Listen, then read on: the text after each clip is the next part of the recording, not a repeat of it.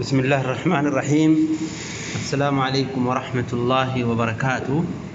كبجمتوتا بليونكيا زومي بنات شوراف درسي تهنتا تكنولوجي دا هردفو بربادن سكنتا زوم جدو بوفتني جوجل بلاي سنتني وكم متجر بلاي سنتني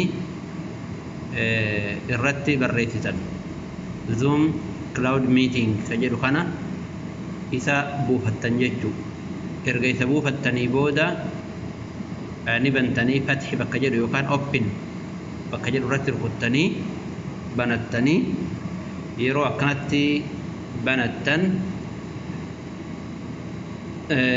maal isinii fida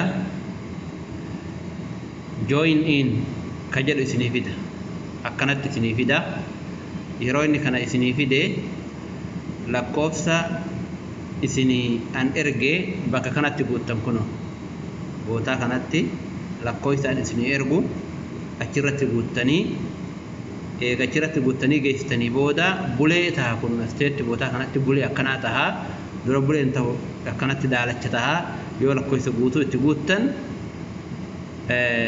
join meeting ka jedhu kuni active taha jechuu isinii isa gubbaa irratti gadi rukutuudhaan isa gubbaa irratti gadi rukutuudhaan nu bira seentanii erga nu bira seentanii booda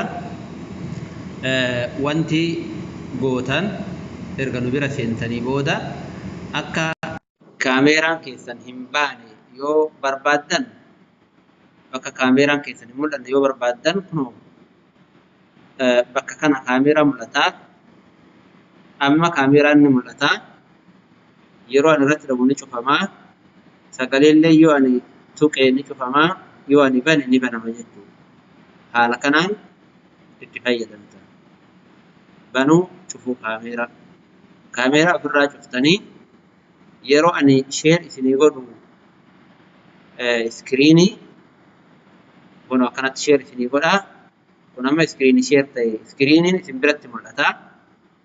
Iskiriiniin isin biratti mul'atu suni waan an hojjedhu isin argisiisa jechuudha.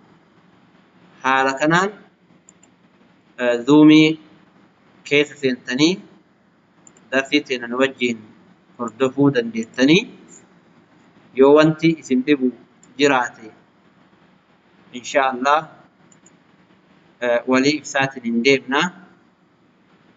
Haala kanaan darsii wajjin hordoftan inshaallah jabaadhaa.